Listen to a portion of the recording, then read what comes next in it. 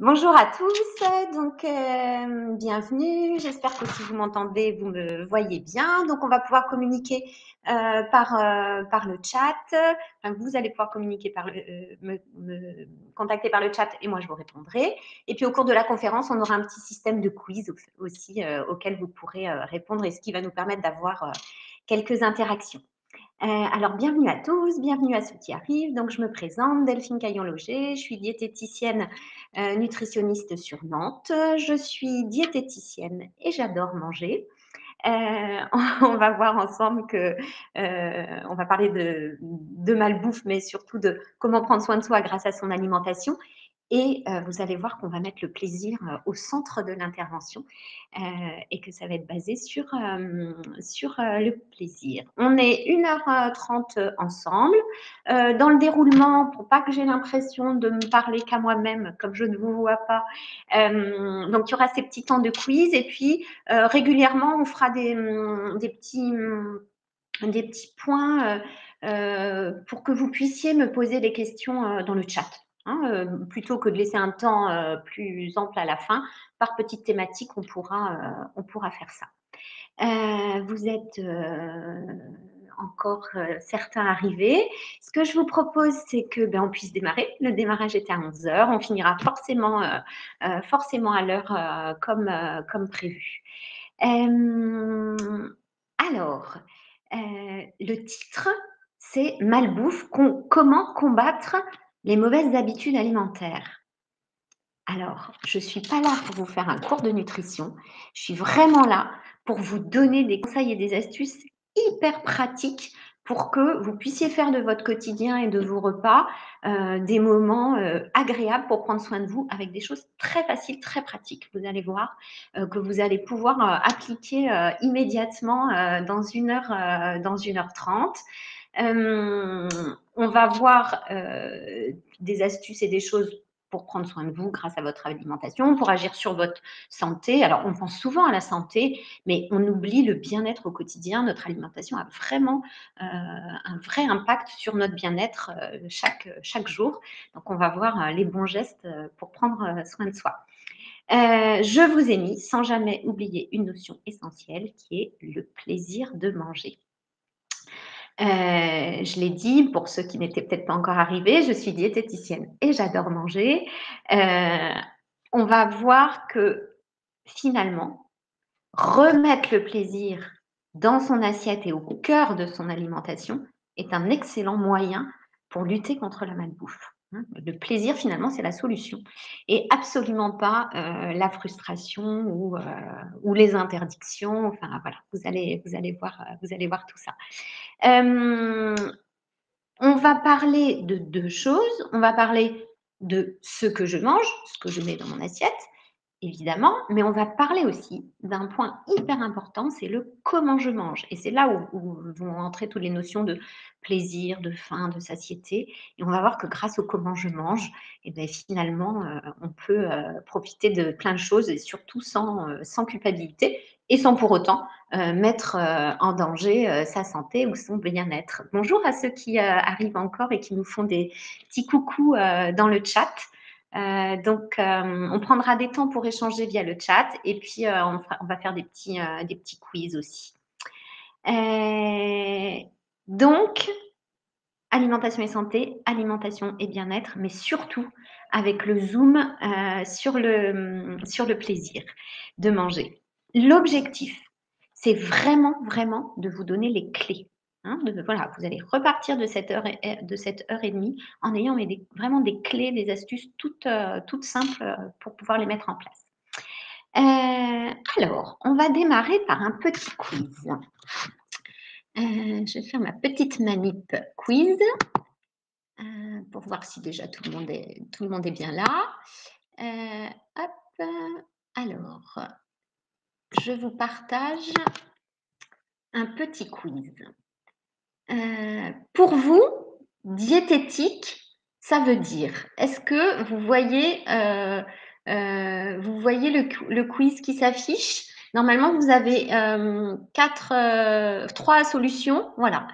Le A, pour vous, diététique, ça veut dire santé et bien-être. Pour vous, diététique, ça veut dire sans gras et sans sucre? Ou pour vous, diététique, ça veut dire équilibre alimentaire?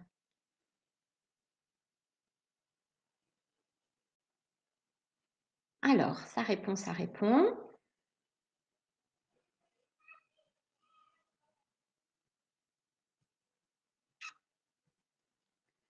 Je pense que le C, arrive en force. J'ai l'impression que le C arrive en force. Le A aussi. Ah ça va, j'ai pas l'air, on va voir, hein, au niveau des résultats, mais j'ai pas l'air d'avoir trop de sans gras et sans sucre. Alors, ça vote encore un peu, je vous laisse le temps de participer. Voilà. Alors, on peut clôturer le vote et vous partagez les résultats.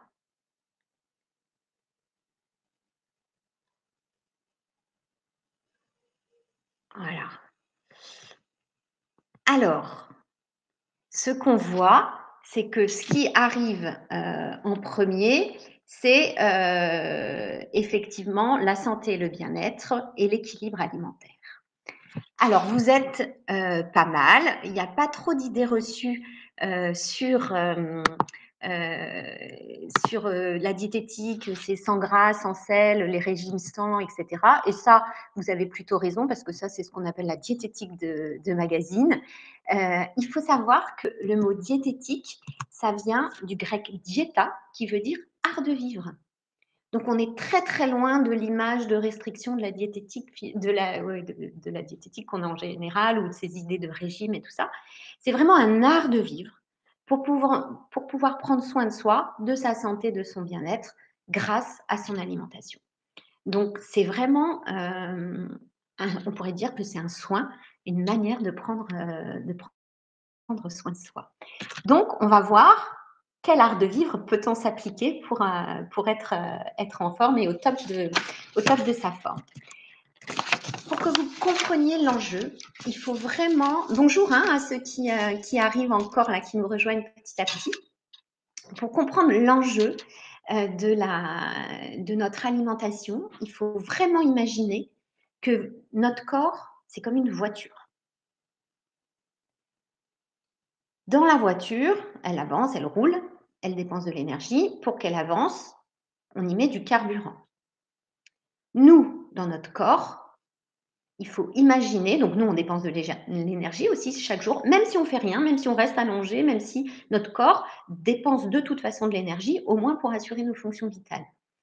Nous, dans notre corps, pour qu'il fonctionne, notre seul carburant, c'est notre alimentation. On ne peut mettre aucun autre support dans notre corps à part notre alimentation. Donc, on imagine bien que si on ne met pas le bon, eh ben, ça va être tout de suite plus compliqué. Dans la voiture, si je ne mets pas le bon carburant, c'est la panne.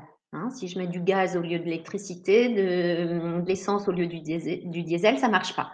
Ben, nous, c'est pareil. Si je ne mets pas le bon carburant, les bons aliments, ben, ça va moins bien fonctionner. Si dans la voiture, j'arrive sur la réserve, j'ai plus de carburant, ça s'arrête. Nous, c'est pareil, hein, l'alimentation a avant tout une fonction vitale. C'est très important. À l'inverse, si le réservoir est plein, mais que je continue à mettre du carburant, ça déborde. Nous, c'est pareil. Si j'en mets trop, ça déborde. Alors, par rapport à tout ce qu'on va voir sur notre alimentation, la malbouffe, etc., il est vraiment important de casser une idée reçue. J'espère que vous l'avez de moins en moins, mais je tiens vraiment à dire le rôle de la diététique et ce dont on va parler. On a dit, notre corps, c'est comme une voiture. Eh bien, OK. Et donc, on n'a pas tous le même modèle de voiture. Moi, je suis plutôt Austin Mini. Vous voyez, je fais 1,58 m. Bon, là, j'aurais pu vous dire 1,75 m. Vous vous en rendez pas compte, on est en visio. Mais on a tous un modèle de voiture différent. Et ce qu'il est important de comprendre, c'est que notre poids et notre taille sont génétiquement programmés. La taille, ça semble évident à tout le monde. Une fois qu'on a sa taille, on a sa taille. Hein. Content, pas content, mais on fait avec. Hein. On ne va pas voir le médecin pour dire « Ouh, je voudrais faire plus grand ou je voudrais faire plus petit ». Le poids, c'est pareil. On est tous faits pour faire un certain poids. Et puis, au cours de l'histoire de notre vie, pour différentes raisons, on peut parfois sortir de notre poids de forme à la hausse ou à la baisse, pour des raisons de changement d'habitude, pour des raisons parce que je prends des traitements à cause d'une pathologie, enfin voilà. Mais le poids qu'on peut maintenir toute sa vie en prenant soin de soi grâce à son alimentation, c'est bien le poids pour lequel on est fait et pas un poids imaginaire qu'on n'aurait jamais fait de sa vie.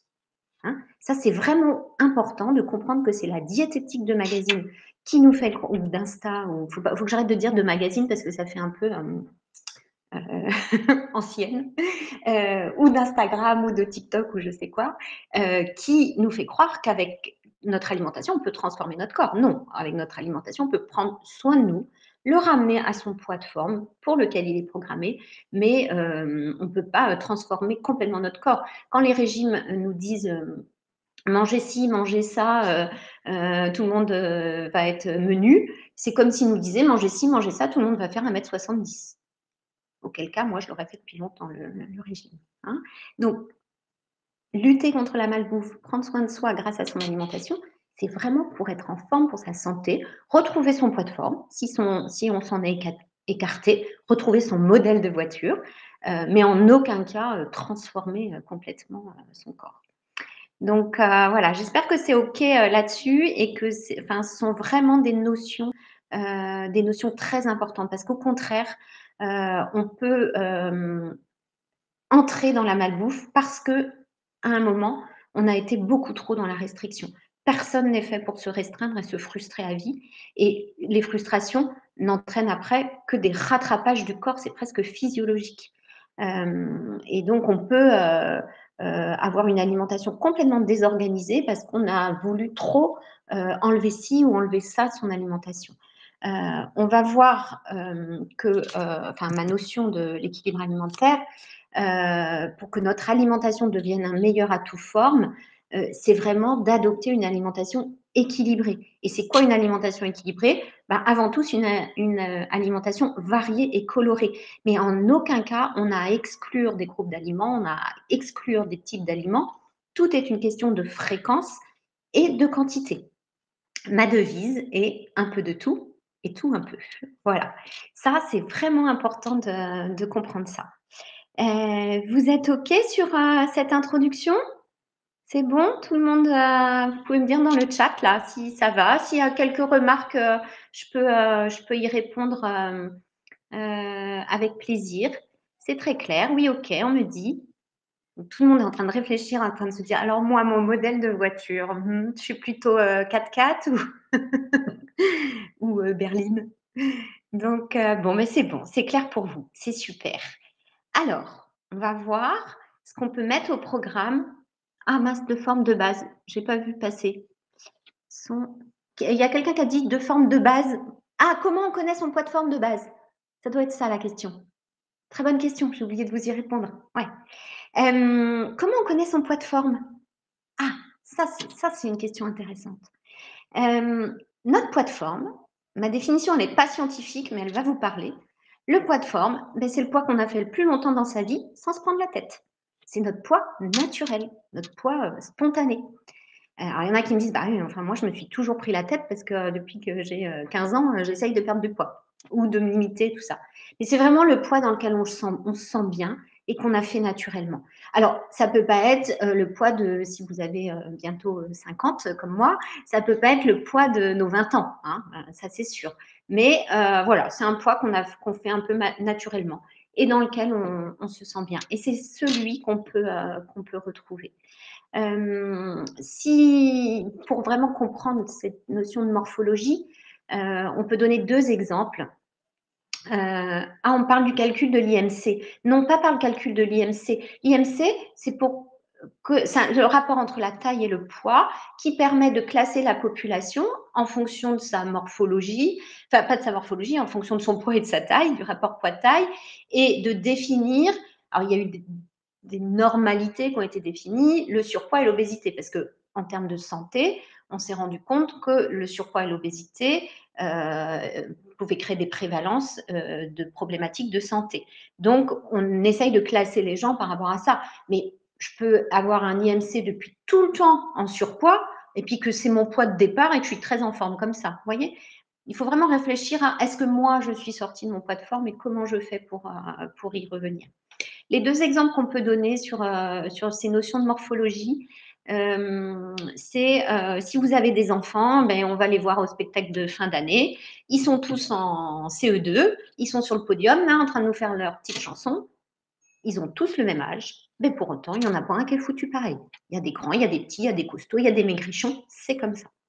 Pareil, si on prenait, je prends l'exemple des femmes, mais ça peut être une femme ou un homme. Si on prenait 5 femmes de ma taille et de mon poids ou de la vôtre, on les met exactement même taille, exactement même poids, on les met les unes à côté des autres. Pour autant, il n'y en aura pas une qui sera faite pareil. Il y a des gens qui ont des plus grandes jambes, d'autres qui ont des plus petits bustes, d'autres qui ont des grands bustes, d'autres qui ont plus de poitrine, d'autres qui ont plus de fesses, d'autres qui ont... Vous voyez, notre morphologie, elle est, voilà, elle est génétique. Donc, voilà ce que je peux dire sur le poids de forme. Ça va pour vous? J'espère avoir répondu à vos questions.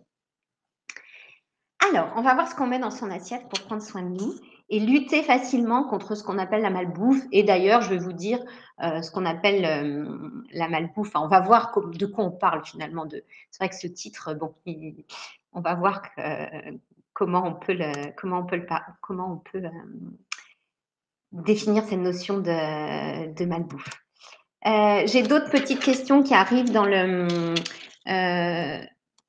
chat. J'en prends encore une dernière. C'est comment on calcule son IMC? C'est le poids sur la taille au carré. Mais la taille le poids sur, si je fais 1m60 divisé par 1,6 au carré. Poids en kilos divisé par taille au carré. Voilà. Alors, on va voir que pour prendre soin de soi grâce à son alimentation, la bonne nouvelle, c'est que c'est plutôt très facile.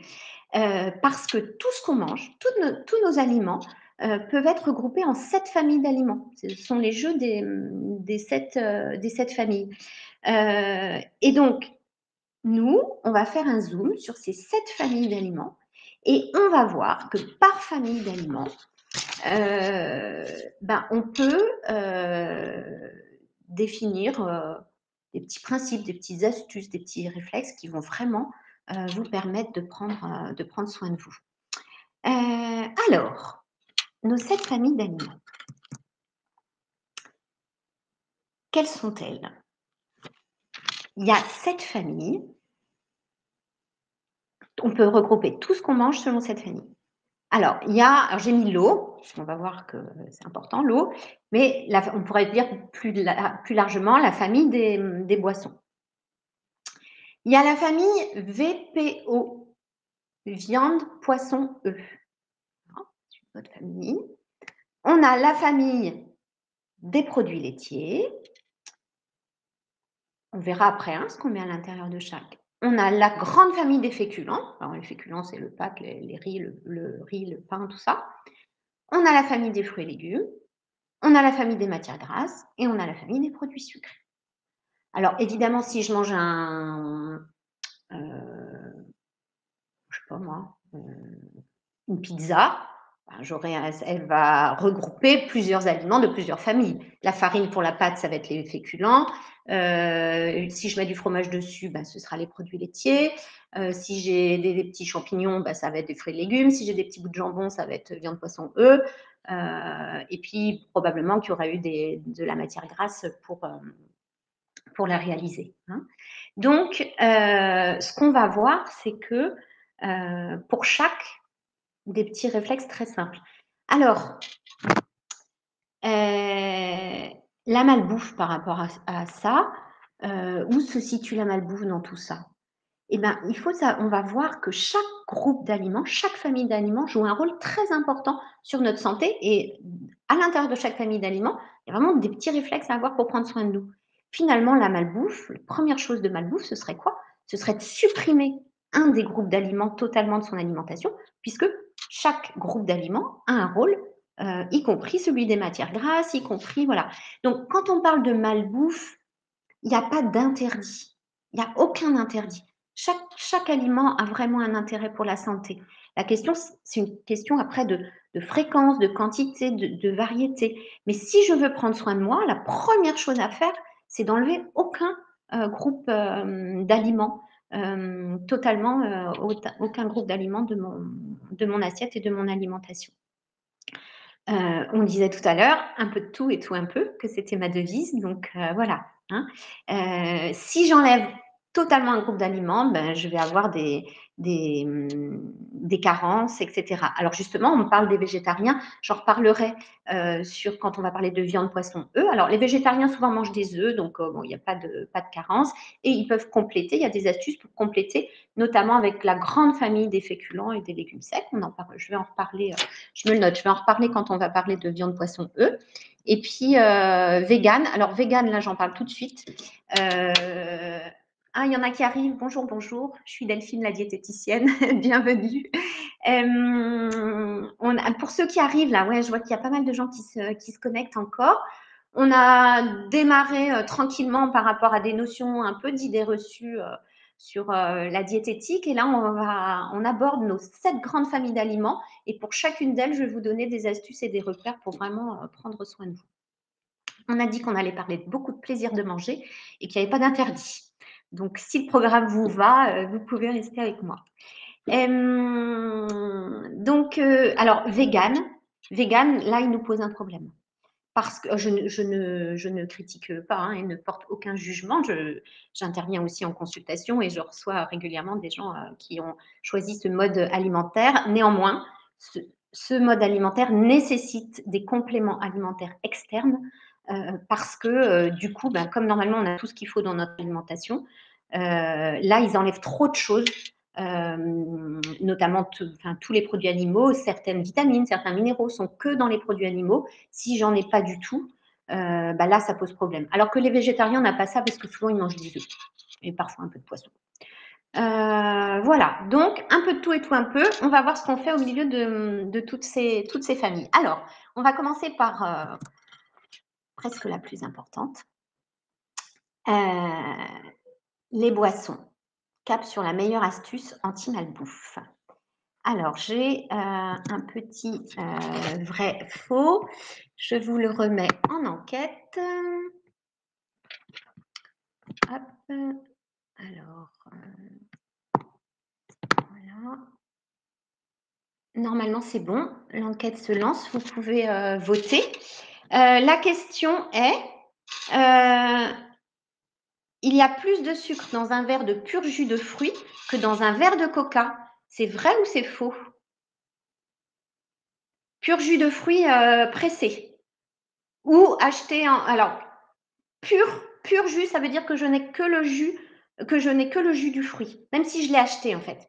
Pur jus, ça veut dire que même si j'achète mon pur jus au supermarché, c'est une mention, une allégation nutritionnelle où l'industriel, s'il met pur jus, il n'y a que du pur jus. Donc, que ce soit pur jus ou que ce soit moi, j'ai pressé mon orange, c'est la même chose. Hein, donc, un jus d'orange que j'ai pressé ou que j'ai acheté au supermarché et un verre de coca.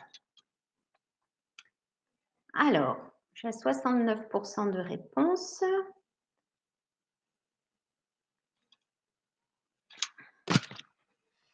Je vous laisse encore un petit peu. Hein. Ah oui, d'accord, je n'avais pas vu ça après. Ok. Faux. Pour l'instant, j'ai plus de faux que de vrai. Ok. Bon, je pense qu'entre ceux qui votent dans le chat et là, je pense qu'on est bien. Je vais pouvoir clôturer le vote. Bon, j'en ai qui ne pensent pas, hein, apparemment. Mais ce n'est pas grave, vous avez le droit de ne pas savoir et d'être hésitant. Alors, je fais la fin du vote et je vous partage les résultats. Donc, 66% d'entre vous pensent que c'est faux, tandis que 18% pensent que c'est vrai. Alors, qui a raison? C'est ceux qui ont dit vrai. Alors, je vous explique pourquoi. Dans un coca, dans 50 centilitres de coca, vous voyez l'équivalent d'une taille d'une petite bouteille d'eau là, j'ai l'équivalent de 10 pierres et demie de sucre. Une pierre de sucre, ça fait 5 grammes.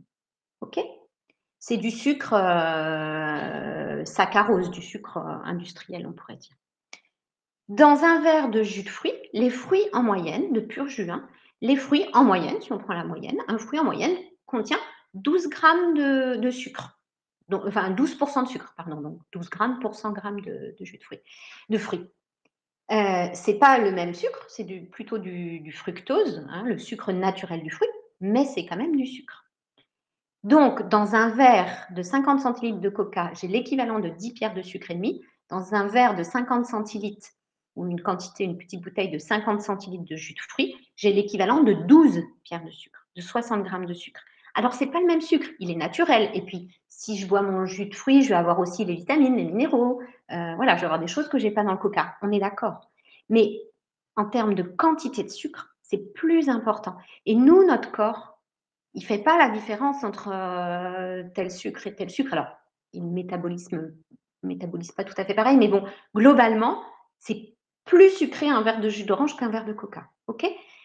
J'aime bien cette question parce qu'on confond souvent aliments sains et intérêt nutritionnel. Oui, c'est sain. Oui, les fruits, c'est sain. Oui, le jus de fruits pressé ou un pur jus, c'est sain. Il n'empêche que c'est quand même sucré. Hein. Donc voilà, donc on va voir, mais c'est intéressant de limiter l'apport de sucre par nos boissons.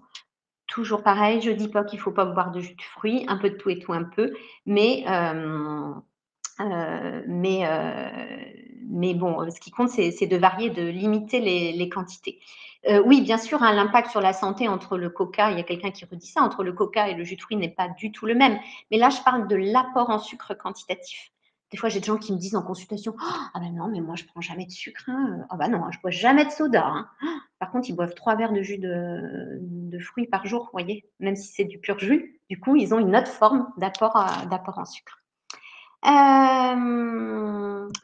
Alors, autre petit quiz, donc on le relance.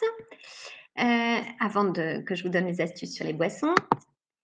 Notre besoin en eau est de 3 litres par jour. À votre avis, est-ce que c'est vrai ou est-ce que c'est faux? J'en profite pour boire un peu.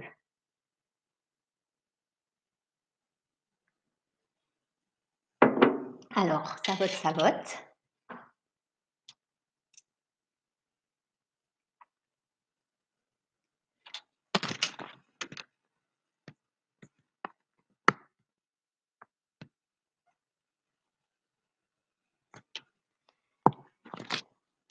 J'ai plus de faux que de vrai pour l'instant. Hein.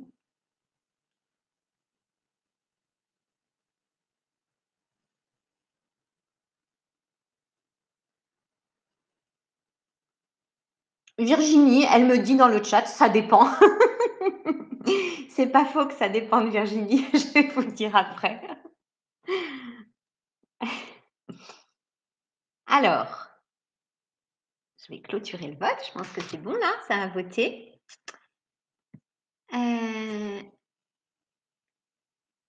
Il se trouve. Ah, on me dit aussi c'est l'heure de l'apéro. Un conseil boisson, mais ne vous inquiétez pas qu'on va en parler tout de suite après. On me dit que ça dépend, la quantité en eau dépend aussi de notre modèle de voiture. Mais je vois que vous suivez, hein, c'est chouette. Je suis contente de voir que ça répond bien. Alors, 56% pensent que c'est faux et 25% pensent que c'est vrai. C'est ça.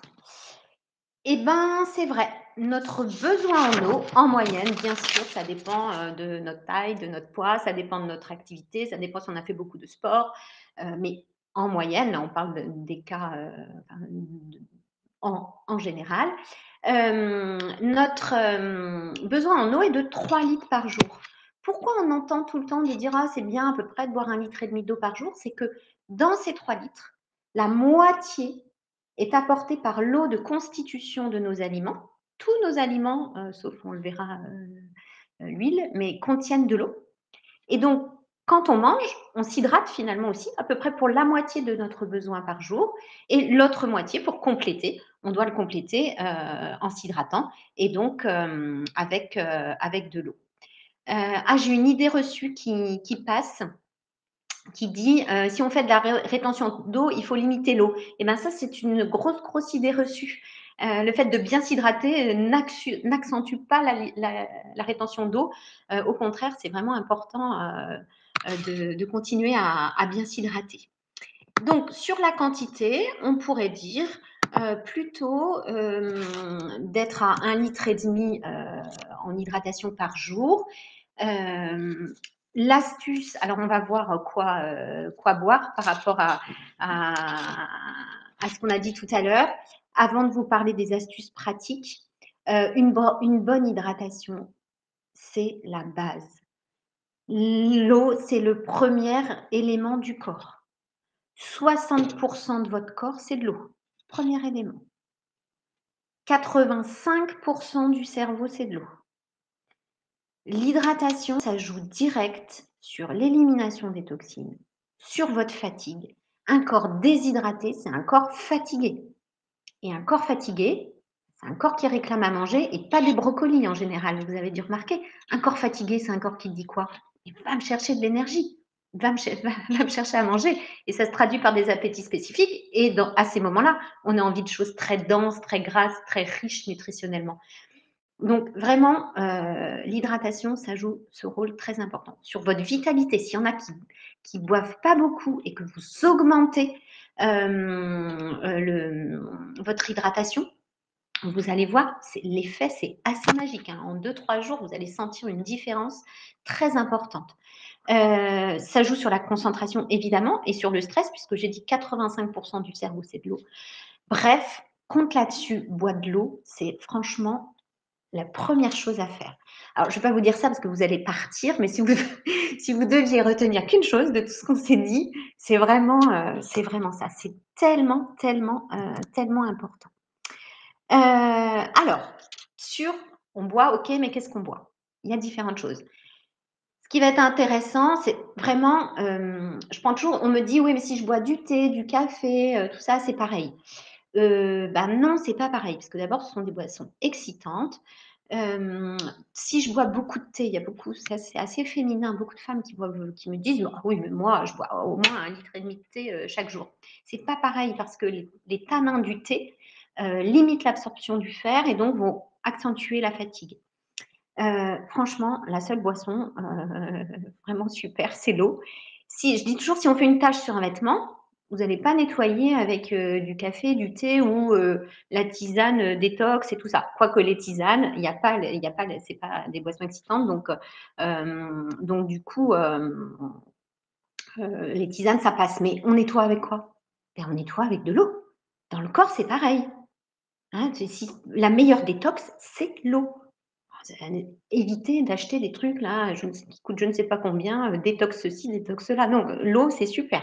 Franchement, l'eau du robinet en plus, si elle coûte pas cher et que le goût, enfin, c'est celle qui coûte le moins cher, et si le goût vous convient, franchement, n'hésitez pas. Alors, ce qu'on va essayer de faire, c'est de limiter les boissons sucrées. Je suis pas en train de dire, je suis pas en train de dire ne prenez pas de boissons sucrées, jamais, tout ça. Enfin, même les diététiciennes boivent des boissons sucrées de temps en temps, et puis on va voir, même les diététiciennes prennent un petit verre de vin. Mais essayez de limiter, parce que du coup, c'est beaucoup d'apport en sucre. Donc, de temps en temps, il n'y a aucun souci, mais on ne remplace pas 3 verres d'eau dans la matinée par 3 verres de jus, quoi. Ou d'autres boissons sucrées. Sur l'eau, avant de passer à l'alcool, sur l'eau, l'idéal, c'est d'avoir au moins 50 centilitres d'eau dans la matinée, 50 centilitres d'eau dans l'après-midi, régulièrement par petites gorgées, pour que vraiment votre corps utilise l'eau au fur et à mesure. Ah oui, il y a quelqu'un qui dit dans le chat, merci du témoignage, mon médecin disait on lave pas son linge avec du thé. Bon, voilà, c'est un peu la même image que quand je dis voilà, si on fait une tâche, on lave pas avec ça. Donc ouais, 50 centilitres dans la matinée, 50 centilitres dans l'après-midi, régulièrement par petites gorgées, ça nous fait 1 litre. Viendra en plus l'eau éventuellement au repas, et puis après viendront compléter le thé, peut-être les cafés, les tisanes et tout ça, mais au minimum 1 litre d'eau, et puis après on complète. Hein, mais vraiment, c'est tellement, tellement important. Alors souvent, on s'empêche de boire de l'eau parce que on se dit, bah oui, mais si je bois trop d'eau, je vais tout le temps aller aux toilettes. Ça, c'est typiquement féminin. Si je bois régulièrement par petites gorgées, ça va éviter l'effet chasse d'eau et de toujours avoir envie d'aller aux toilettes. Donc, limiter. Par petites gorgées, régulièrement par petites gorgées. Sur l'alcool, il y a les recommandations en santé qui sont actuellement à pas plus de 2 verres par jour et pas tous les jours. Du coup, ça veut dire quoi? Ça veut dire que sur une semaine, on dit pas plus de 10 verres. Alors, il y en a qui disent: «Ah ouais, bah, c'est large», et puis d'autres qui disent: «Ah ouais, ça va vite». Ah oui, si on a un boulot où, je sais pas, tous les midis, on est en repas d'affaires, bon, bah, en ce moment, il fait beau, le soir, on boit le petit apéro et tout ça, c'est vrai que ça peut aller très vite. Donc, essayez de limiter ça. Vous pouvez jouer soit sur la quantité d'alcool dans le verre. Si je prends des plus petits verres, bah, du coup, c'est pas mal. Si je suis en soirée et qu'il y a beaucoup d'alcool, alterner un verre d'eau, un verre d'alcool pour vraiment continuer à bien hydrater le corps, être moins fatigué le lendemain. Voilà, essayez de limiter les quantités et surtout d'avoir des jours sans, donc au moins 2 jours sans alcool dans la semaine. J'ai une question avant de passer à l'autre famille d'aliments. Je prends cette dernière question sur l'hydratation. Est-ce que c'est mieux de boire pendant ou en dehors des repas? Alors, si vous vous hydratez bien en dehors des repas, vous allez voir, vous allez moins ressentir l'envie de boire au moment des repas. Au moment des repas, si je bois trop, ça vient augmenter mon bol alimentaire, c'est-à-dire le volume en fait de l'estomac. Si j'ai tendance à avoir des reflux et tout ça, ça va venir les accentuer. Donc, vous pouvez boire bien sûr 1, 2 ou peut-être 3 verres d'eau au repas, mais c'est vrai que c'est pas mal de bien favoriser l'hydratation entre les repas. Voilà, compte là-dessus, bois de l'eau. Ça, c'est une des premières astuces anti-malbouffe pour le côté aussi élimination et tout ça. On continue. J'espère que ça va toujours. Alors, la place et le rôle des féculents dans notre alimentation. Eh ben, on va faire un petit quiz. On va démarrer par un petit quiz. Je vous le lance. Alors, la question posée est... Hop, féculent. La question posée est: les féculents évitent le grignotage. C'est vrai ou c'est faux? Alors, le féculent, c'est riz, pain, pâtes.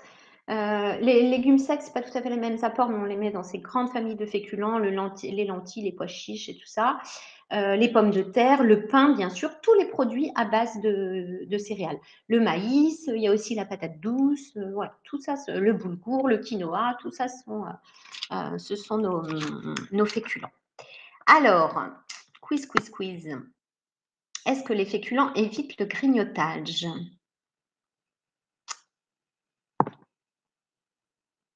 Le vrai se détache. Le vrai est en tête à 52%. Le faux, 52, 53, 24. Alors,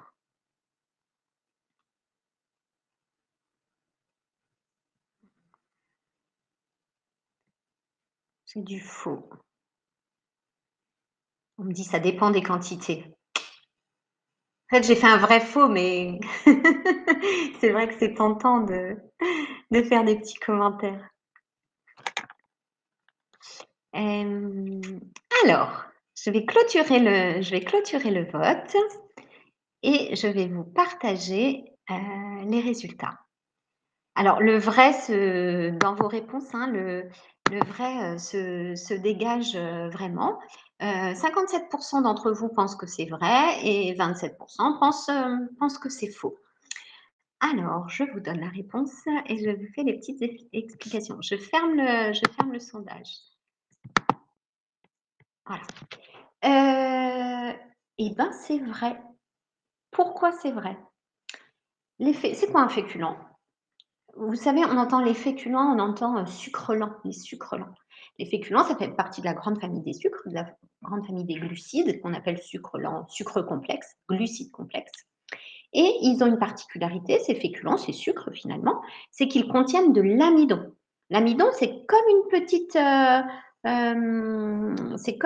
chaîne, de perles de glucose, de sucre. Voilà, donc c'est un collier de perles de glucose, de sucre, l'amidon. Et donc notre corps, il va découper l'amidon petit à petit, entre 2 repas, chaque fois que je prends un peu de pain ou un peu de féculents. C'est comme si je mettais mon corps sous perf d'énergie et cette énergie va être diffusée lentement dans l'organisme entre 2 repas pour répondre aux besoins de notre, activité, de notre dépense énergétique et notamment aux besoins de nos muscles et de notre cerveau. Du coup, si j'ai cette perfusion d'énergie libérée progressivement entre 2 repas, et ça va éviter les coups de pompe et éviter les envies de grignoter. Nos muscles et notre cerveau sont glucodépendants. Ça veut dire que leur seule énergie, c'est le glucose. Et comme l'amidon, je vous l'ai dit, c'est un collier de petites perles de glucose, que ça va être libéré tout tranquillement dans l'organisme, ça va m'éviter d'avoir envie de grignoter.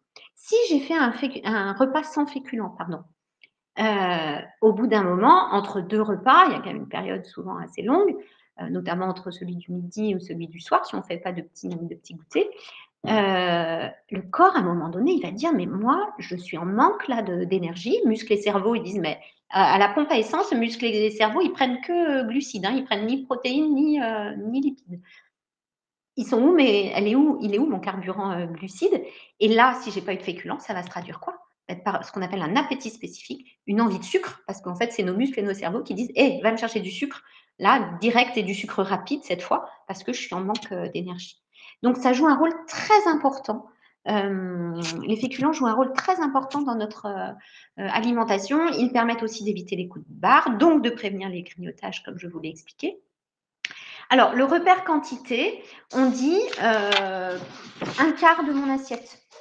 Vous voyez, si au visuel, j'ai mon assiette principale, on verra que je peux mettre la moitié en légumes, un quart en viande, poisson, œufs, ça, on verra tout à l'heure. Je ne vous en dis pas plus qu'il y a le petit quiz.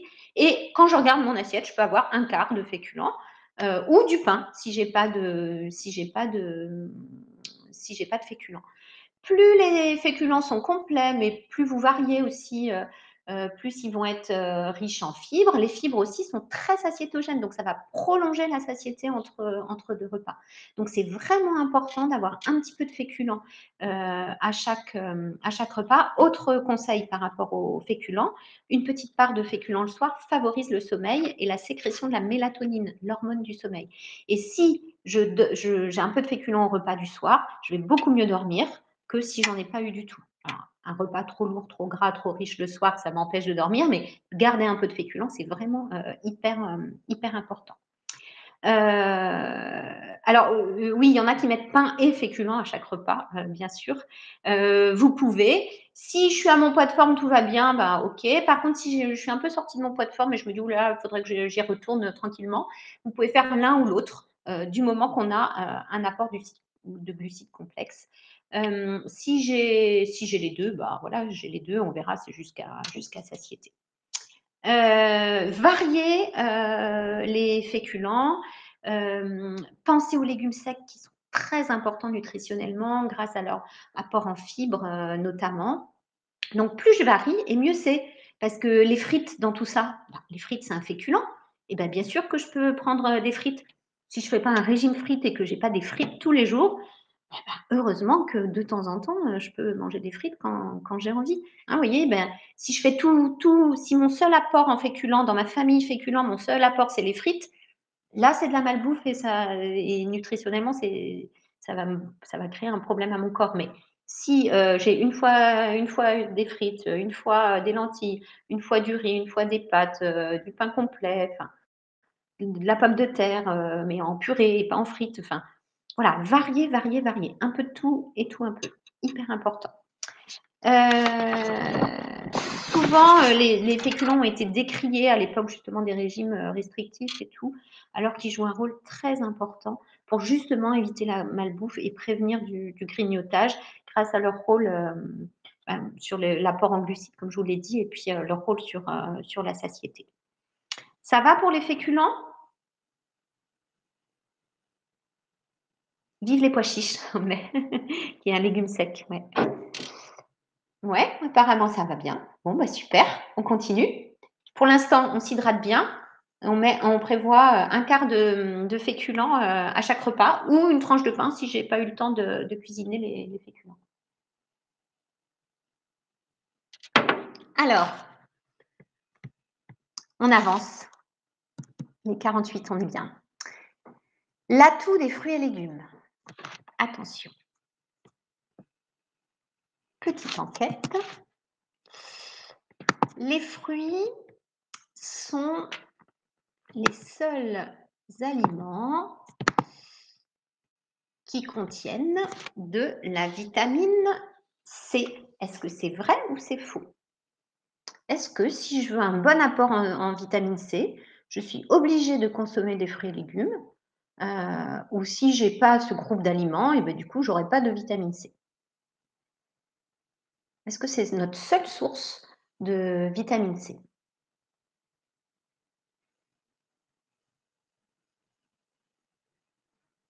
Il y en a qui n'en ont aucune idée. Heureusement. Sinon, vous n'auriez pas eu besoin de la conférence. Le persil aussi, on dit, mais oui, le persil, oui, mais le persil fait partie, les herbes aromatiques font partie de cette grande famille des fruits et légumes. Ah, là, c'est un peu... je vous en pose, mes questions. Ouais, quand même le faux qui se dégage.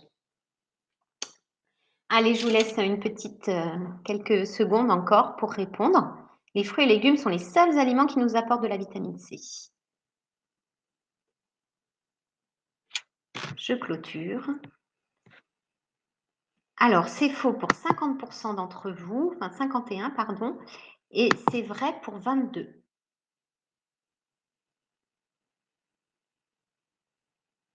La réponse est... C'est très intéressant, on apprend pas mal avec tous vos conseils, on me dit « Oh, ben tant mieux ». Bon, pourtant, je viens d'en perdre 3 là. 3 personnes qui sont parties. Ah ben non, j'en retrouve. Alors, effectivement, c'est le seul groupe, c'est vrai, c'est le seul groupe d'aliments qui nous apporte de la vitamine C. Et cette vitamine C, si j'ai pas de fruits et légumes, on a dit tout à l'heure, la malbouffe, ça serait de supprimer totalement un des groupes d'aliments. Par exemple, si je supprime totalement les fruits et légumes, je n'ai pas de vitamine C. On va voir que les fruits et légumes sont riches en fibres aussi, mais on a vu que les fibres, par exemple, on pouvait en trouver dans les aliments complets ou dans les légumes secs. La vitamine C, c'est le seul groupe avec de la vitamine C. Seul groupe d'aliments, seule famille d'aliments. Ou alors chez le pharmacien. Enfin, c'est un peu dommage d'aller la payer cher et de la prendre chez le pharmacien, alors qu'on peut la trouver dans notre assiette tous les jours. Les fruits et légumes contiennent cette vitamine C. La vitamine C, elle joue un rôle très important. Elle joue un rôle sur notre vitalité, donc un rôle anti-fatigue. Elle joue un rôle sur notre immunité, donc qui n'a jamais été autant au cœur de notre actualité que depuis quelques temps. Elle booste vraiment votre immunité. Elle joue un rôle antioxydante, donc anti-vieillissement des cellules, pour qu'on soit magnifique toujours, mes chéris. Donc ça, c'est vraiment important. Et elle joue aussi un rôle anti-stress. Donc, vitamine C, vraiment, vraiment, vraiment, vraiment important. Ce que nous apportent aussi les fruits et légumes, bien sûr, c'est l'apport en fibres, qui, eux, vont jouer un rôle sur notre microbiote, donc jouent aussi un rôle sur le poids, qui vont aussi jouer un rôle sur le maintien du poids, qui vont aussi jouer un rôle sur l'immunité, qui vont jouer un rôle sur tout plein de choses. Et ce côté satiété des fibres.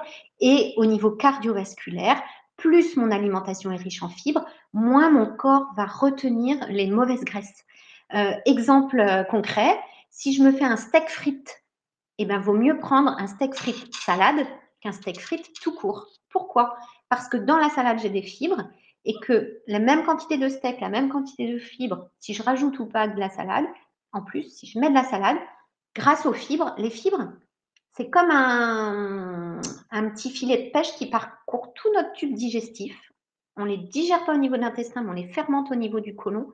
Et du coup, plus mon repas est riche en fibres, c'est comme si ce petit filet de pêche parcourait tout le tube digestif et emmenait une partie du gras avec lui. Donc, si je me fais le steak frites, et avec une petite salade, mon corps va moins retenir les acides gras saturés et tout ça, du gras des frites et de la viande rouge, que si j'avais pas eu de salade. Donc, c'est vraiment un atout santé très, très important. Alors, les repères pratiques. Tout à l'heure, j'ai dit quand on a notre petite assiette là, c'est pas mal d'avoir un quart de féculent à chaque fois au global dans notre assiette principale, et ben de se dire j'essaye de mettre un légume le midi et le soir. Si j'ai pas de légumes, de mettre une crudité, une salade et tout ça. Essayez d'en avoir un peu à chaque repas. Sur les fruits, pas plus de 3 par jour, parce que les fruits sont intéressants aussi, bien sûr, nous apportent de la vitamine C, mais on a dit les fruits, c'est aussi du sucre, donc on évite de faire plus de 3. J'ai des gens en consultation qui me disent oh, je comprends pas, je grignote jamais, je mange jamais de sucre et tout ça. C'est des gens qui mangent 6 fruits, et surtout avec l'été, là, 6-7 fruits par jour. Du coup, ils sont en excès de sucre par rapport à l'apport aux fruits. Et alors, autre chose très importante, varier le cru et le cuit. Parce que selon comment je consomme mon fruit ou mon légume, l'apport en vitamine C va être différent. Il y a 2 fois plus de vitamine C dans ma pomme quand elle est crue que quand elle est en compote, quand elle est cuite en compote. Donc, 2 fois plus de vitamine C dans le cru que dans le cuit. On ne peut pas manger tout cru, donc varier. Hein, varier encore, je redis encore, un peu de tout et tout un peu. Varier, le cru, le cuit. Varier votre choix de légumes. Enfin, voilà. Alors, comment en intégrer facilement sans se prendre la tête? Je trouve qu'il y a vraiment une pression sociale, notamment sur les fruits et légumes, où on dit faut les manger frais, faut les manger bio, faut les manger ceci, faut les manger production locale et tout ça. Oui, oui, ok, si on peut, c'est super. Mais c'est tellement un groupe, une famille importante sur notre santé en général, que j'ai envie de dire, peu importe leur forme, l'important c'est d'en consommer sous toutes leurs formes. Alors, d'abord, si le midi, si vous avez l'habitude de manger un sandwich le midi parce que c'est votre mode alimentaire, que c'est ce que vous faites, ce que vous pouvez faire, plutôt que choisir une pâtisserie en dessert, parce que là, je vais manquer de fruits et légumes dans mon sandwich, soit vous pouvez vous dire, en plus là c'est la saison, tiens, j'emmène quelques tomates cerises avec mon sandwich, ou je prendrai un fruit en dessert qui lui va venir m'amener l'apport en vitamines et en fibres. Si j'ai pas cuisiné de légumes parce que je rentre le soir, j'ai pas le temps, essayez d'avoir dans votre frigo, même l'hiver, des salades, une petite endive, enfin des choses pratiques que vous pouvez juste vous rajouter en entrée ou avec votre plat. Franchement, la salade, ça va avec plein de plats, c'est nickel, même si on n'a pas cuisiné de légumes. Et puis, n'hésitez pas, si c'est par manque de temps ou autre, ou parce que souvent on ne sait pas les cuisiner, pensez aux crudités. Pensez aux surgelés et aux conserves. Alors oui, c'est pas le même apport nutritionnel parce que je vais avoir un peu moins de vitamines, un peu moins de minéraux, mais il va en rester quand même, il va rester de l'apport en fibres. Et alors les surgelés, choisissez pas tout ce qui est poêlé et tout ça, parce que alors là, c'est bourré de sucre, de sel et tout, mais je sais pas, juste des courgettes tranchées, et puis après, vous les cuisinez vous-même. C'est pratique, c'est moins cher, et on aura toujours un intérêt nutritionnel plutôt que de ne pas avoir de courgettes du tout parce que j'ai pas eu le temps d'en acheter, parce qu'il n'y avait pas de bio, parce qu'il n'y avait pas de local, enfin voilà. Et les conserves, faut pas non plus stigmatiser les conserves. Alors la conserve, il y a un petit peu moins encore de vitamines et minéraux que dans le surgelé. Souvent le jus de conservation est salé, donc si on peut rincer par exemple sa boîte d'haricots verts, c'est pas mal. Mais toujours pareil, il vaut mieux manger des haricots verts en boîte que pas en manger du tout. Donc, n'hésitez pas à aller à la simplicité, au facile, au pratique pour vous, parce que franchement, enfin, c'est tellement important d'en manger, c'est vraiment, vraiment essentiel pour votre santé. Mais simplicité et astuce. Si vous n'avez pas le temps, vous me rajoutez une petite salade avec les plats uniques, avec les lasagnes, avec le hachis, enfin, avec le chili, avec tous les plats uniques. Si je commence par mettre la moitié en salade dans mon, dans mon assiette. Bon, déjà, techniquement, il y a moins de place que de me servir une grosse portion du reste. J'aurai pas plus faim parce que grâce à l'apport en fibres, voilà, je vais être à satiété. Et puis, je vais avoir mon apport en vitamines et minéraux. Je vais venir rationner la part du reste. Ça va être nickel. Ça va? On avance? Quelques questions. Les poêlées de légumes surgelés, bah, c'est ce que je disais, c'est moins bien parce que c'est cuisiné industriellement, oui. Et donc, du coup, il y a beaucoup de sucre, beaucoup de sel. Même dans les préparations salées, ils mettent du sucre parce que comme le sucre est un exhausteur de goût, du coup, ouais, vaut mieux essayer de les choisir nature et de les faire revenir dans l'huile d'olive, par exemple, vous-même. Nos 3 exhausteurs de goût, c'est le gras, le sucre et le sel. Donc les industriels, ce qui donne vraiment du goût à nos aliments. Donc du coup, les industriels, bah, ils y vont sur le gras, le sucre et le sel. C'est ce qui rend les aliments savoureux. Personne ne grignote de brocoli, ça n'existe pas ça. Donc les industriels, ils n'hésitent pas, ils n'y vont pas mollo. Et même dans les préparations salées, ils mettent du sucre parce que ça va faire ressortir le goût du reste. Est-ce qu'il faut passer à l'eau les conserves?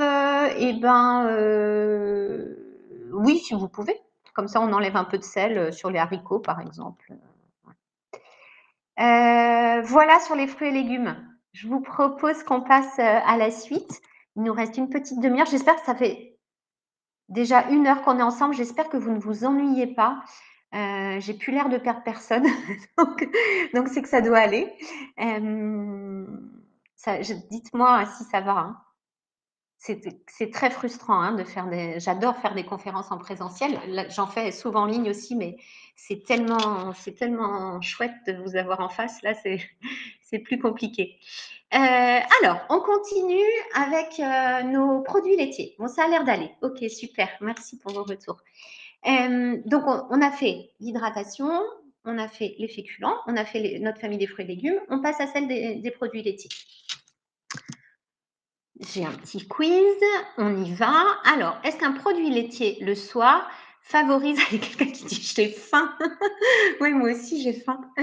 Est-ce qu'un produit laitier le soir favorise le sommeil? À votre avis, c'est vrai ou c'est faux? Ça y est, c'est parti. Les votes sont lancés.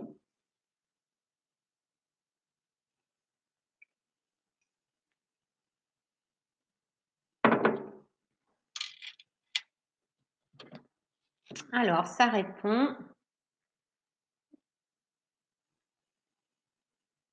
Ah, il y en a qui se trouvent des excuses. J'ai mis faux, mais en fait, je ne sais pas. Bon, c'est anonyme. Même si vous avez mis faux, c'est pas grave.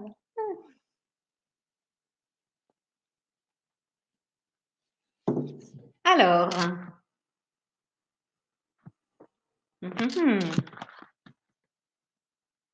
ça dit quoi?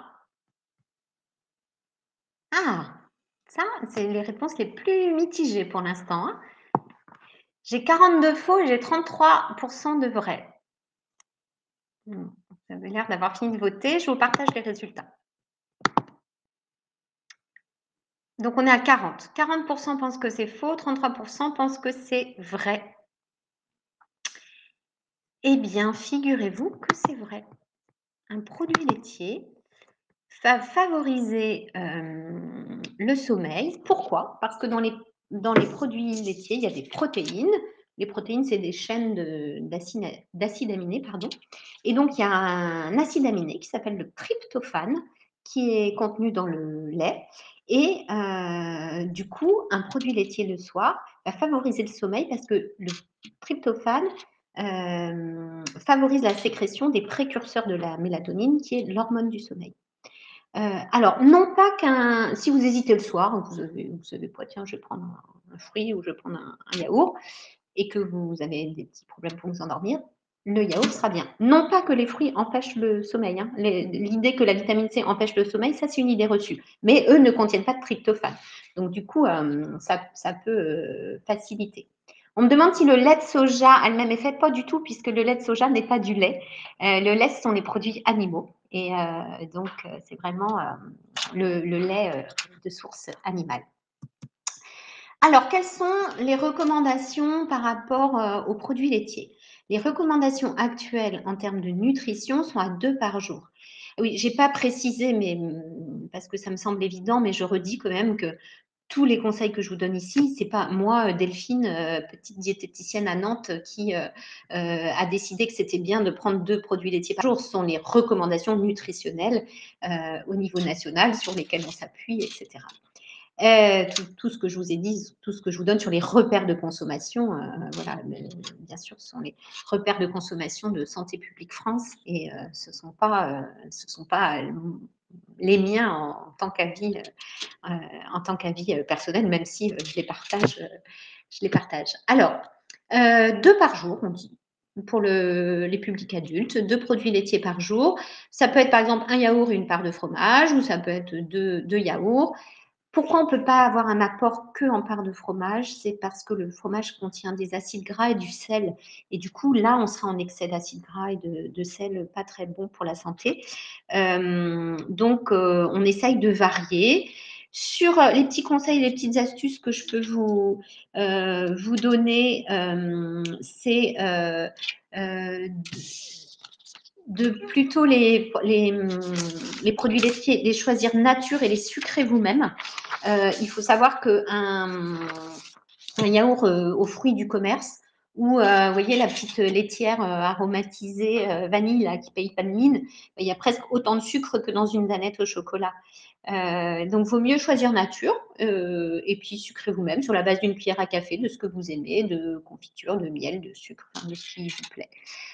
Pépites de chocolat aussi, souvent je dis aux patients. Ça, ça veut pas dire pareil, jamais des gros fruits et tout, mais c'est vrai que les choisir nature, c'est mieux. Et le fromage, quand on dit une fois par jour, c'est le fromage sous toutes ses formes. C'est-à-dire que j'ai plein de patients qui me disent, quand je fais le premier entretien, la première consulte, ils me disent, mais non, je prends pas de produits de fromage.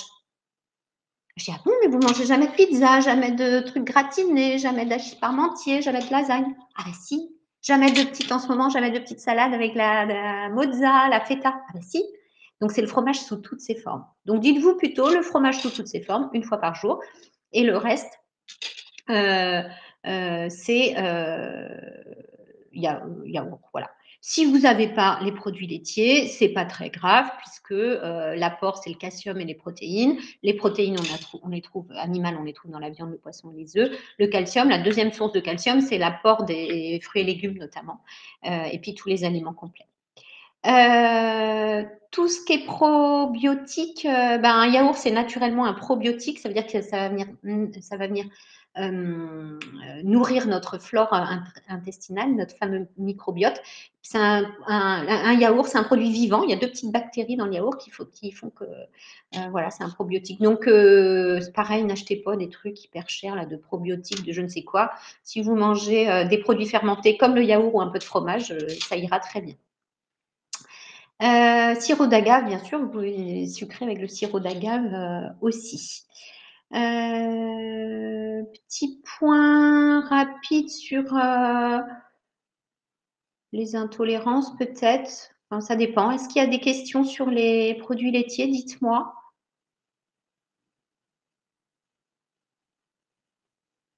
Ah, une part de fromage, combien de grammes? Je prends un camembert, je le coupe en 8, c'est ça à peu près, hein, c'est 30-40 grammes. Une part individuelle, là, vous voyez, de resto, de cantine. Après, quand on fait une petite salade avec tomate feta, on met plus de 30 grammes. Ou alors, c'est qu'on n'a pas mis grand-chose.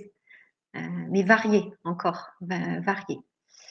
Le lait, bien sûr, compte dans les produits laitiers. Donc, un verre de lait, vous voyez, une part, c'est, enfin, une unité, c'est un yaourt, ça fait 125 grammes ou 125 millilitres. Un verre de lait, ça ferait pareil ici, hein. Un verre de lait de 125, ça ferait ça. Ok. Il y en a. Alors, le soja, oui, j'en profite pour vous dire. Donc, les yaourts au soja ne sont pas des yaourts parce que ce ne sont pas des produits animaux. Les produits au soja, il y a des limites hein, parce que ils contiennent des phytostérols qui agissent sur le système endocrinien. Donc, du coup, on ne peut pas prendre plus de les recommandations, c'est pas plus de 1 produit au soja par jour. Donc, vous pouvez mais limiter à 1. Activia, bah oui, c'est comme le yaourt. Ils ont renforcé un peu en probiotiques, mais c'est pareil. C'est mieux bio ou normal? Ben, bio, ça garantit rien au niveau nutritionnel. Ça garantit le mode de fabrication, respectueux de l'environnement et des animaux, mais on aura le même.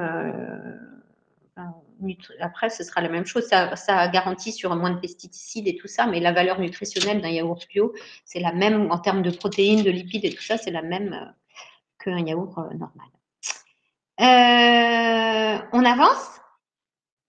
Parce que je vous ai gardé le meilleur pour la fin quand même. Hein. Parce qu'à la fin, on va parler du comment je mange. Et là, vous allez voir, ça va être chouette. La viande, le poisson et les œufs. Alors, petite question. Je dois manger de la viande, du poisson et des œufs 2 fois par jour. À votre avis, c'est vrai ou c'est faux?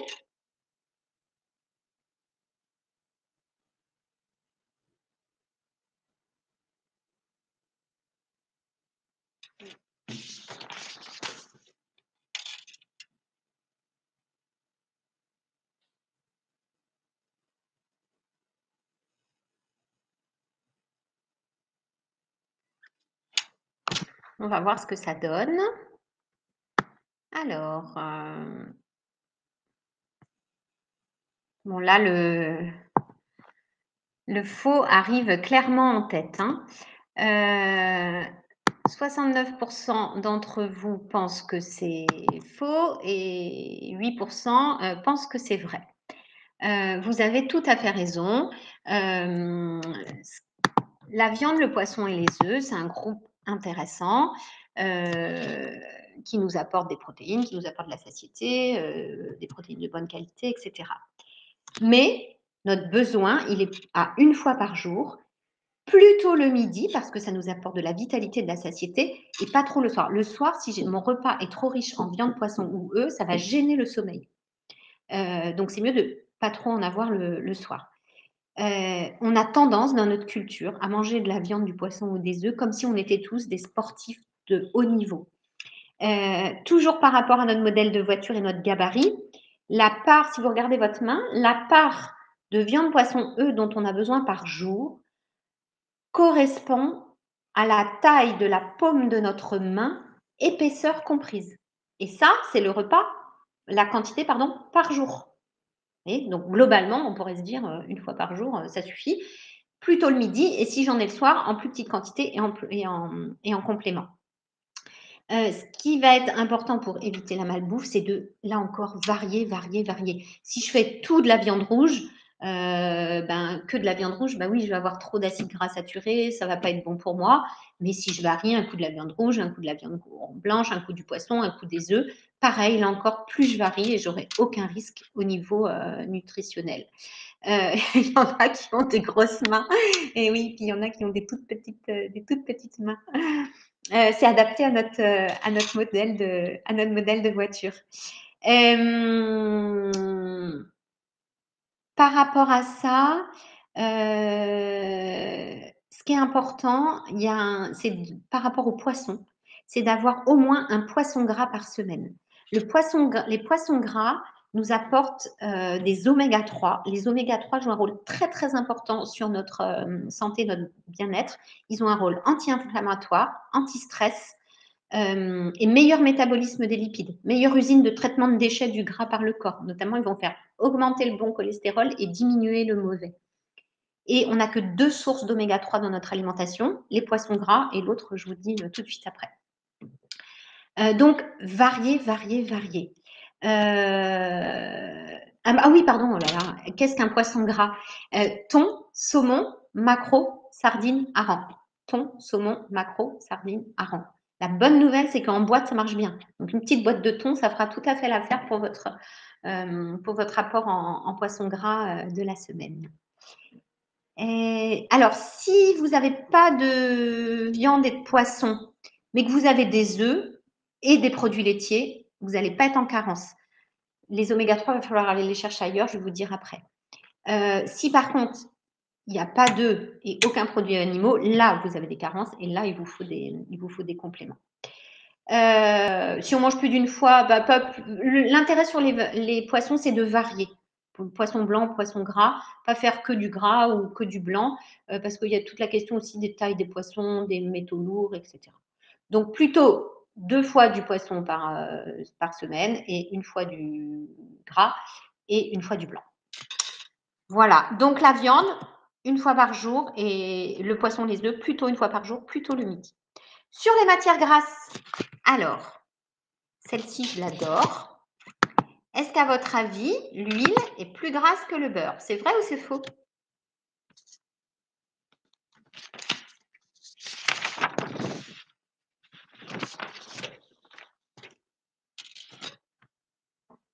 C'est faux.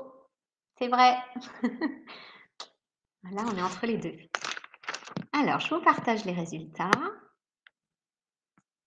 L'huile est plus grasse que le beurre. Faux. C'est le faux, le faux qui arrive. Ah, ça, c'est une drôle de question. J'en ai moins qui participent là. Alors, je fais la fin du vote. 49% pensent que c'est faux, 17% pensent que c'est vrai. Et ben c'est vrai, l'huile est plus grasse que le beurre. 100 grammes d'huile, c'est 100% de matière grasse. L'huile n'est composée que de matière grasse. 100 grammes de beurre, c'est 82 grammes de matière grasse. Le reste, c'est de l'eau et du sel. Donc, quantitativement, l'huile est plus riche, plus calorique, plus énergétique que le beurre, puisqu'il contient moins de matière grasse. Par contre, ce qui les distingue, c'est leur origine. J'en ai un, c'est la matière grasse d'origine animale. L'autre, c'est la matière grasse d'origine végétale. Et pour notre équilibre alimentaire et prendre soin de notre santé, c'est important de varier les matières grasses. Je le redis, il n'y a pas de mauvais aliments en soi, c'est l'excès d'eux qui est mauvais. Le beurre, je peux avoir un peu de beurre, alors c'est un peu, vous voyez les petites plaquettes individuelles de resto là, ça fait 10 grammes. Bon, bah, si je suis à 2 comme ça en moyenne par jour, voilà, ça va. Dans le beurre, il y a un acide gras qui s'appelle l'acide butyrique qu'on retrouve que dans le beurre, qui joue un rôle sur la prévention du cancer du côlon. Donc le beurre est intéressant. L'excès de beurre, non, mais le beurre, oui. Et sur les huiles, variez vos huiles.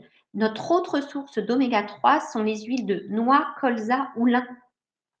Donc, c'est vraiment important de pouvoir choisir ces huiles-là plutôt pour vos vinaigrettes, plutôt à froid, parce qu'elles sont très riches en oméga 3. Elles vont venir compléter notre apport en oméga 3 des poissons gras.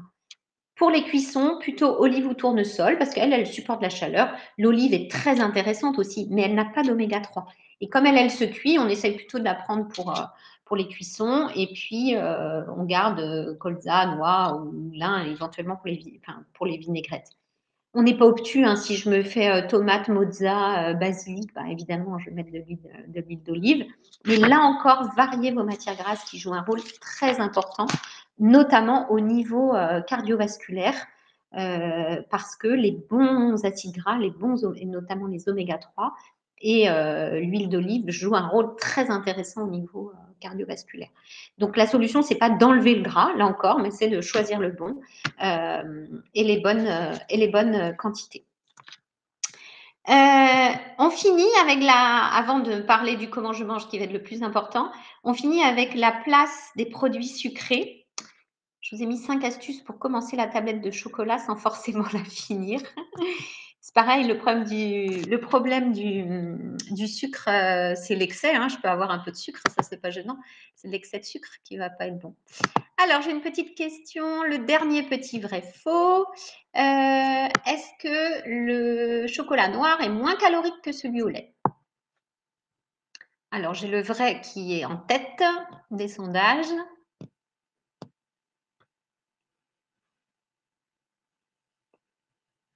Alors, apparemment, là, vous êtes plutôt unanime à me dire que 64% d'entre vous pensent que c'est vrai et seulement 13% pensent que c'est faux. Eh bien, figurez-vous que c'est faux. Le chocolat noir versus chocolat au lait. Le chocolat noir contient moins de sucre que le chocolat au lait, mais il contient plus de gras. Donc, il est autant calorique que le chocolat au lait, qui lui contient plus de sucre, mais moins de gras. Donc, les deux se valent. Et le rôle du chocolat, c'est quoi? C'est de se faire plaisir. Donc, l'idée, c'est manger celui qui vous plaît, mais de limiter les quantités. Alors, je vais vous donner des astuces pour, justement, la malbouffe, ce serait quoi? Ce serait de manger trop sucré, trop souvent, trop en grande quantité. Alors que le sucre, ça fait partie du plaisir. C'est vraiment important de se faire plaisir. Par contre, je vais vous dire maintenant, on va clôturer sur, je vais parler encore pendant 5 minutes là, avant qu'on finisse, mais sur le comment je mange pour pouvoir remettre cette notion de malbouffe, ne pas culpabiliser et mettre cette notion du plaisir au centre. Et pourquoi on me dit là dans le chat, j'ai du mal à limiter. Pourquoi on a du mal à limiter? Ben, je vous dis ça tout de suite. Juste pour limiter la malbouffe, si on fait la synthèse, c'est bien s'hydrater pour limiter la fatigue et le stress. Manger des féculents un quart de son assiette pour éviter les grignotages notamment. Manger des fruits et légumes pour faire plein de vitamines et minéraux et limiter la prise de poids. Si j'en mets moitié dans mon assiette, ça va rationner le reste. Manger un produit laitier le soir, si j'ai envie, pour favoriser le sommeil. Avoir un apport adapté le midi en viande, poisson et œufs pour sa satiété. Bien choisir et varier les matières grasses et se faire plaisir avec un peu de sucré, mais pas trop. Alors justement, je vais vous dire comment on fait pour commencer la tablette de chocolat et pas la finir. Parce que tout ce que je vous ai dit là, faut remettre ça à l'échelle d'une année. Il faut vous dire, dans une année, il y a 365 jours. Entre les déjeuners, les dîners, ça fait 730 repas. Encore heureux que dans la vraie vie, sur les 730 repas, j'en ai peut-être 230 qui vont pas être équilibrés parce que c'est mon anniversaire, parce que c'est celui de mes enfants, parce que c'est Noël, parce que c'est Pâques, parce que c'est barbecue, parce que mes voisins m'invitent à l'apéro, parce que c'est la vie. Mais si 70% du temps, j'arrive à peu près à manger équilibré, ça suffit pour prendre soin de moi et mon corps saura très bien gérer les autres moments. Par contre, l'outil qui va être le plus important, c'est comment je mange. On pense à ce que je mange, mais on oublie tout le temps comment je mange. C'est le levier essentiel pour prendre soin de vous en toutes circonstances. Il y a deux notions essentielles, la faim et la satiété, et l'envie et le rassasiement. La faim, on pourrait dire, c'est l'appel du corps. À peu près 3 fois par jour, j'ai faim. Plus je mange lentement, plus je savoure, plus je prends mon temps, plus vite je vais être à satiété. Plus vite je vais répondre à ma faim. Manger lentement, mastiquer, ça va vous permettre de mieux sentir votre satiété.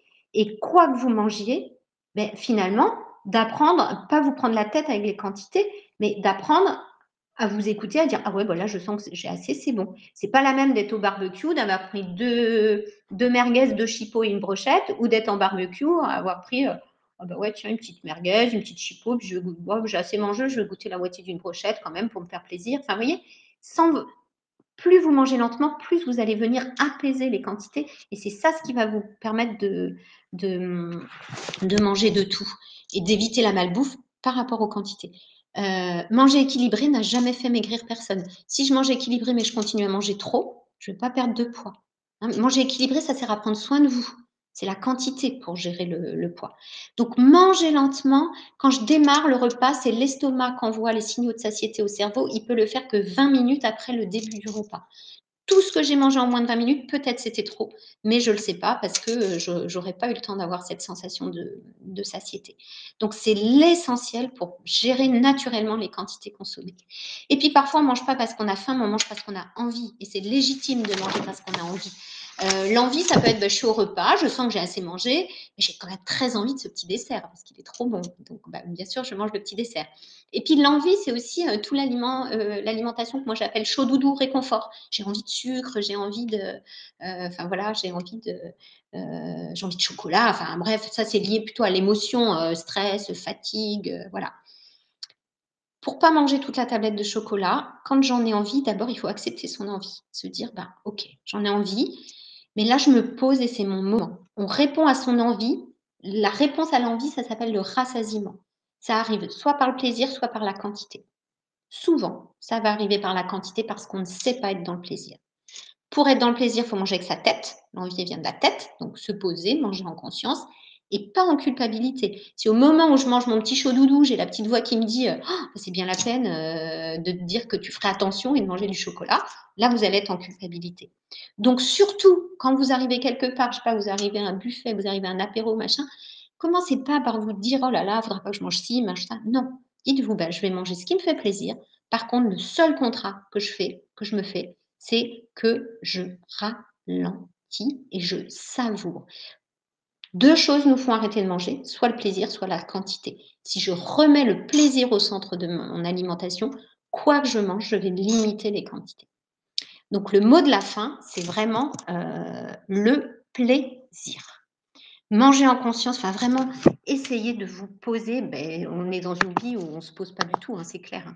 Donc essayez de vous poser le plus possible pour vraiment vraiment profiter de ces moments de pause, ces moments tranquilles, et vous allez voir, vous allez venir apaiser le comment, les quantités. C'est vraiment l'essentiel. Le mot de la fin, c'est lenteur et plaisir. Voilà. Je vous mets, je reste avec vous encore les quelques minutes, mais juste absolument, si vous pouvez répondre au petit questionnaire de satisfaction que je viens de vous mettre dans le chat, ce serait vraiment, vraiment super. Parce que c'est ce qui permet de continuer à avoir des conférences et voilà, de dire si ça vous a plu, etc. J'ai aussi un compte Insta, une page Facebook. Donc, je vous dis, page Facebook, c'est Delphine Caillon-Loger, diététicienne. Et le compte Insta, c'est Delphine-8 CL, comme Caillon-Loger, diététicienne. Voilà, j'ai un site aussi, si vous me googlisez, vous allez me trouver facilement. Et puis, et je fais aussi des consultes en visio. Voilà, en tout cas, prenez soin de vous, ne culpabilisez pas. Manger plus gras, plus sucré, plus salé, ouais, ça fait partie de notre vie aussi, mais tout une question de fréquence. Et si au quotidien, j'adapte à peu près les bons gestes, mais surtout, je prends soin de moi et je ralentis, vous allez voir, ça va venir complètement apaiser les quantités et surtout ôter cette culpabilité. Donc, vraiment, ouais, n'hésitez pas. Mon compte Insta, on me demande, c'est Delphine CL. Alors, attendez, je ne sais jamais. La fille qui est super, super au point. Ça doit être Delphine CL, diététicienne. Delphine-8 CL, diététicienne, je crois. Un truc comme ça. Voilà. En tout cas, prenez soin de vous. Merci, ça a été très chouette votre participation dans le chat et tout. Ça m'a vraiment permis de rendre dynamique et pas avoir l'impression de me parler à moi toute seule. Donc, c'était super. Et voilà. Et surtout, ouais, faites-vous plaisir. Profitez là des vacances pour ralentir, quoi que vous mangez vraiment pour. Ah bah, c'est bon, j'en ai qui mettent mon Insta en chat. Ouais, profitez des vacances pour ce moment-là, ralentir, prendre soin de vous, manger avec plaisir. Vous allez voir, ça va apaiser les choses. Ouais, c'est l'heure de l'apéro, exactement. Donc, vous retrouverez tout plein d'animations à la rentrée, notamment sur les gestes et postures. En tout cas, je vous souhaite un très très bel été. Merci à vous et puis prenez soin de vous et allez vous hydrater, voilà, surtout ça, hein. Compte là-dessus, bois de l'eau, on va dire. Donc je vous remercie pour votre attention et je vous dis peut-être à bientôt. Il y aura sûrement d'autres choses encore de programmer à la rentrée. Prenez soin de vous. Bonne fin de journée à tous.